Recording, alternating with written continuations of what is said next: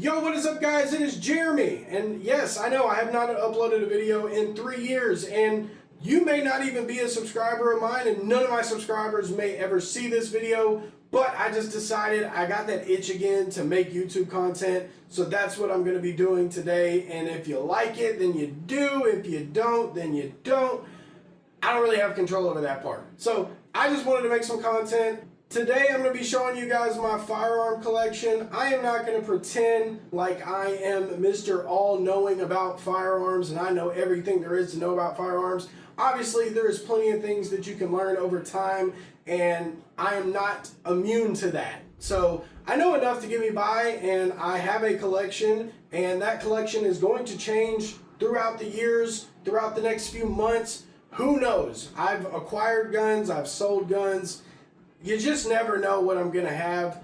If you guys enjoy this video or you enjoy videos like this, let me know down in the comment section. If you want to see me like go out to the range and fire any of these weapons or anything like that, let me know in the comments and I will try my best to make more content. But this is just something I'm passionate about, so I'm gonna make a video about it. So guys, we're gonna start out small and then we're gonna work our way up. So this right here is a Taurus 25 ACP. I don't know how well you can see on my camera because obviously I can't see what I'm looking at, but this is the Taurus 25 ACP. This was actually my grandmother's gun, and this gun was actually passed down to me, so I have never fired it. I don't really have any intentions of ever firing it. I might do it eventually, but currently I just don't have any reason to. I'm not a big fan of small pistols. I own 2 of them, but yeah, it's just not, it's never been my thing. Not a big enjoyer of small firearms, but this is one that is kind of have like a sentimental value to me. Alright, so the next gun I'm going to be showing you as my part of my collection is going to be my Ruger LCP chambered in .380. This gun is also another one of those small firearms that I'm not a big fan of. It's just, it doesn't feel good in the hands when you're shooting. It is a good, versatile pocket pistol. Like, I can put this gun in my pocket, walk around with it. No one ever knows that I've got it, but for me, like, I don't know if you can see, but there's so much missing here, and it's just, it's not fun when shooting, so it's not a gun that I particularly enjoy. But this gun was actually passed down to me from my grandfather. Now, this is actually my grandfather on my dad's side. The other pistol that I have was passed down from my mother's side, from my grandmother. But yeah, I've shot this gun several times. It's just not one that I enjoy shooting, but it's going to stay in my collection forever because it was one of my grandfather's firearms. Alright guys, so the next firearm we're going to be moving on to, this is a Browning Buckmark chambered in .22 long rifle. This gun is actually just super easy, fun to shoot. It's very well made. I love the look of this gun. Do not ask me what sight is on this one. This one was also given to me by a family member, and the sight he also gave me with it. I actually have different grips for this firearm to make it easier to actually shoot. The grips on this are very thick. So to get a good pistol grip, it just doesn't feel great. The grips that I have for this firearm are much thinner and make it much easier to use it. But I have taken this to the range. I have fired it. I just love the look of it. It looks very premium, I guess you could call it. And yeah, that's my Buckmark .22 Browning. Alright guys, so the next firearm I'm going to be showing you today, this is my Para 1911. I don't know a lot about Para. I know that they discontinued and they no longer make firearms that I'm aware of. I could be wrong. Like I said, I'm not an expert or anything, but this is chambered in .45 ACP. A lot of people actually really like the grip on this. I don't know if you can see it. I don't know how close it is to the camera or if it's even showing, but a lot of people like the grips that I've got on here. I've also got the black stock grips that go to it, but this one was just the grips that came on it whenever I acquired it. The 1911 is just a classic firearm. There's really not a lot to say about a 1911 except for the fact that it's just a very classic firearm. And that's one thing I am big on as a collector of firearms, is I like the classic look to firearms. So, and anything that gives like a nostalgia feeling is also something that I enjoy about firearms. So that's why I collect what I collect. Now, some things I collect I think are cool. Some things I collect have sentimental value to them. Some things have nostalgic value to them. Like for me, Call of Duty. That's one of the things I think of, 1911. There's a 1911 in almost every Call of Duty game. This is just an iconic gun, and it'll always be in my collection. All right, guys, so the last pistol, not caliber pistol, but the last actual pistol that I'm going to be showing today out of my collection is going to be the Springfield Hellcat Pro. I actually purchased this gun, I want to say about a year and a half ago. They had like a deal where I think it was like, I don't know, $650, maybe $700. You got the pistol, it came with an optic, it came with like maybe four or five magazines. It also came with a carrying bag. It came with a lot of stuff. So I also was looking into EDC guns, and this is the one that a lot of people told me was the best EDC on the market. And at the time, I just decided to take a shot on it, and this has become my EDC. This is the gun I carry every day. Now, the sight that was originally on this pistol, I'm not exactly sure what the brand is that comes with these, but this is a Heirlooms Pro. I just recently picked this up because the one that came on here stock, it actually had some type of short or something happened, and the sight wasn't working anymore. But yeah, this is my everyday carry.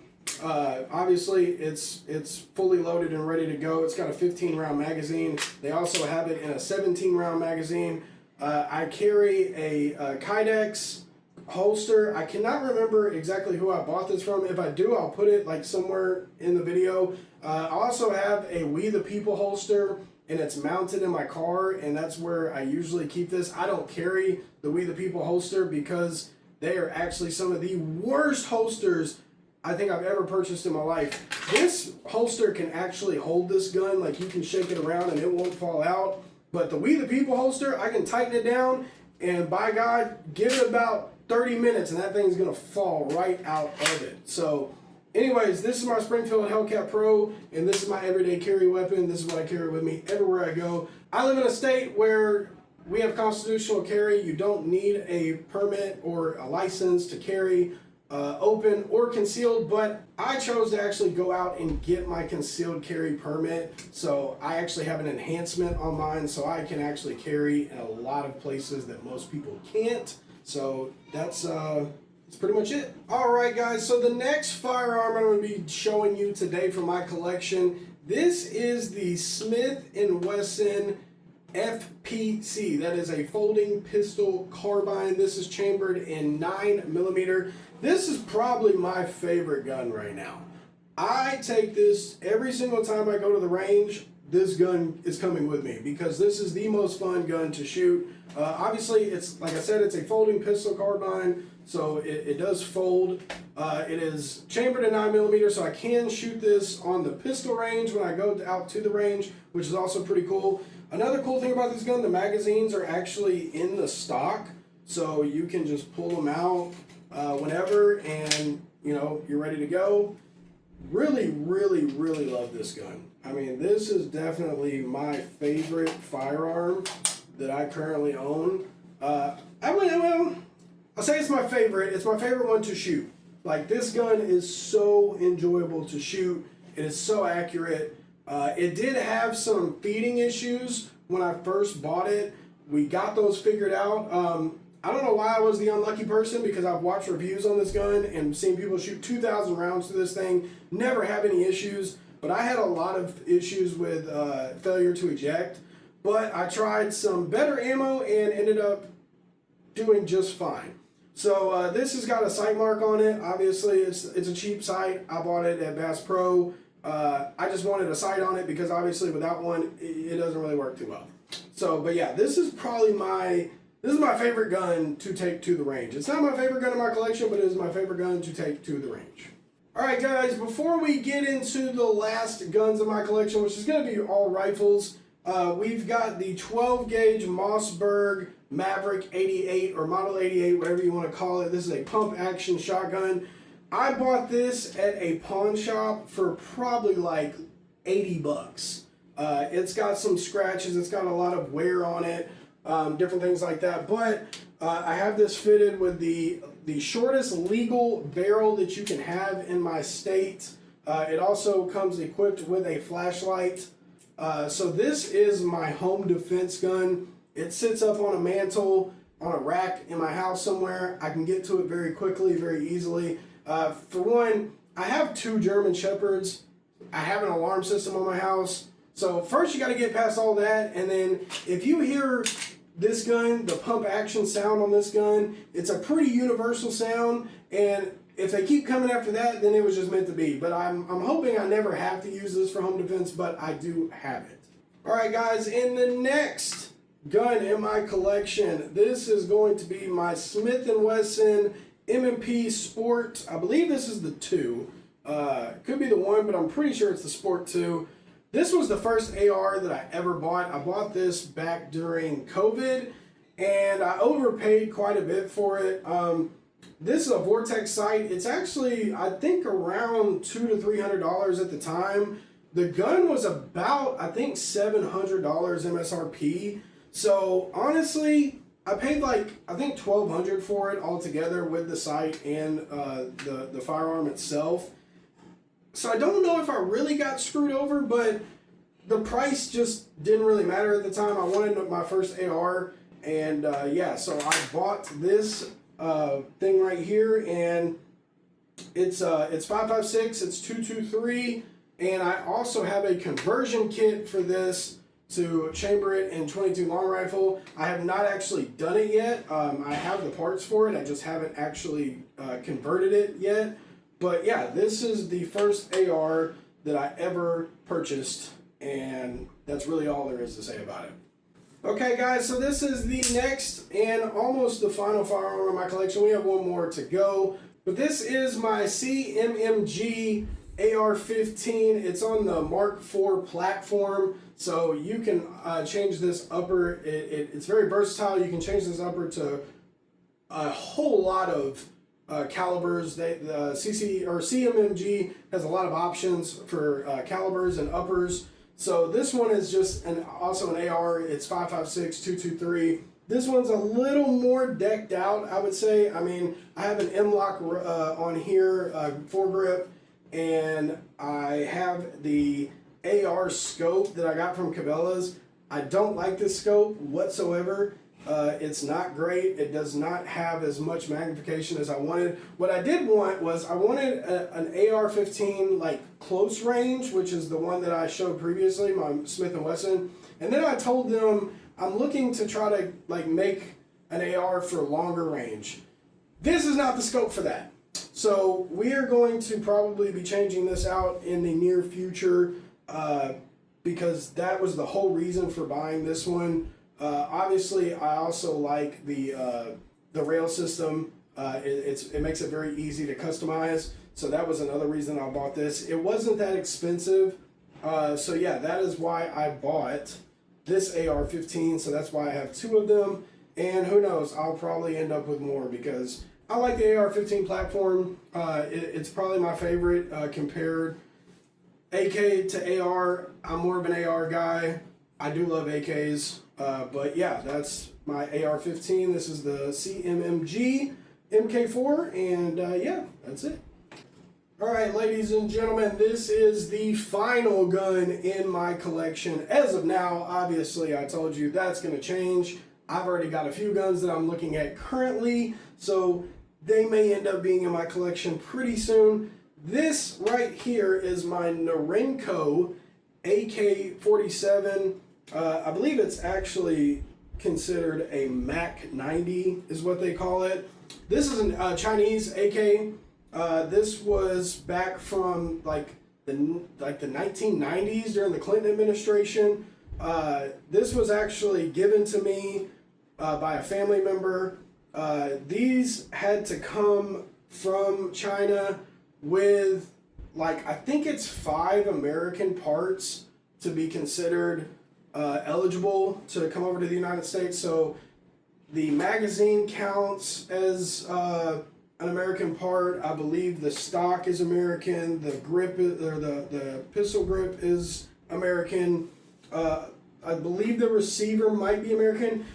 There's like 5 different parts on this gun that have to be American made for it to have been imported. You no longer can import these from China because obviously there's political reasons behind that. Same thing with Russia.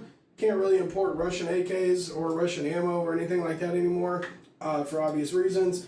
But the Chinese AK is actually one of the more sought after and collectible AKs because they actually used a lot higher quality parts, heavier steel, things like that on their guns, and they were made to last a lot longer. Obviously the Russian AK is made more manufactured towards war, and it's made to take a lot of damage and be roughed up and go through all sorts of crap and still work at the end of the day.